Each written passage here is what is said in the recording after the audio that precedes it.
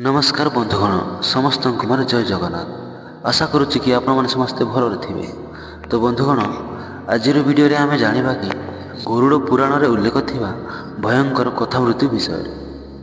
तो मृत्यु पर आत्मा कुआड़े जाए एवं क्यों पाप कले क्यों जन्म मिली था। तो आज वीडियो संपूर्ण जाना यदि आम चैनल नुआ तो चैनल को सब्सक्राइब कर दिखाँ। तो चलते डेरी नगर स्टार्ट करवा आज वीडियो।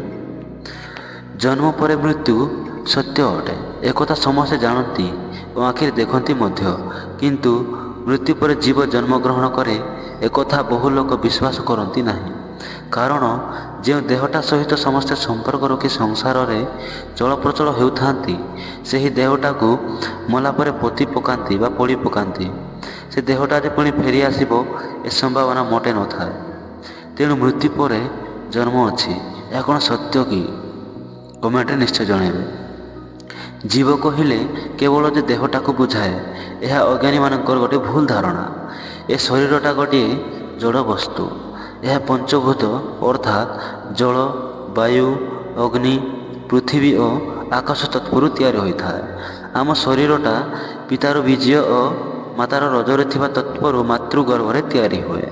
शरीर गठन आरंभ हेबा परे ईश्वर आत्मारूपी शक्ति को मस्तक बाटरे प्रवेश कराई यह सक्रिय कर दियंती। तेणु ईश्वर को वज्रप्रद बोली पिता बोली कहा जाए।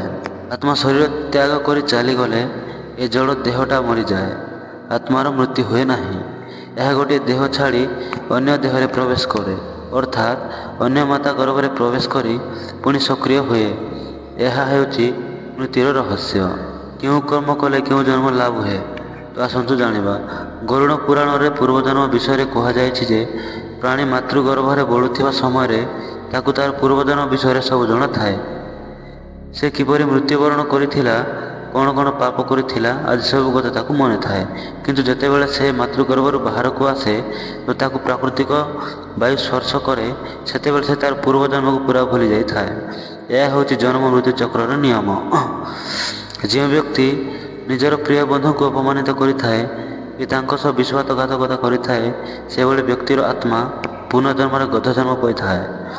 कर्मफल सिद्धांतर नियम अनुसार जदि आपणको सांगर मन में बहुत कष्ट देथिबे एवं से सही आगत को सह्य करि पारि नथिबे तेबे बुझीजिबा उचित जे पुनर्जन्म रे आपण 20 रु 25 वर्ष गध रूप जन्म नहीं मालिकर अत्याचार सह्य करिवे।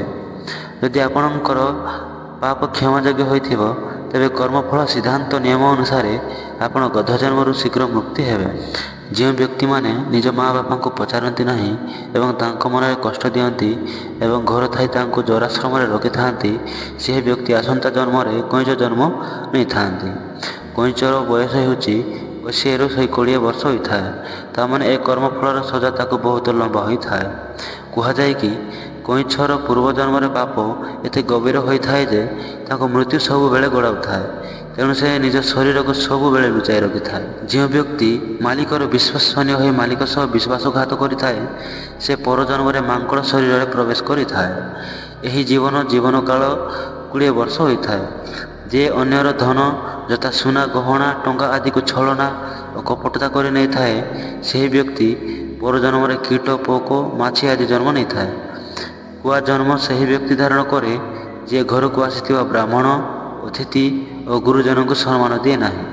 से कुआ सारा जीवन एक असुंदर रूप धारण कर चारिआडे बुली थाए एवं ताको केही भी आदर करती नहीं कि प्रशंसा करती नहीं।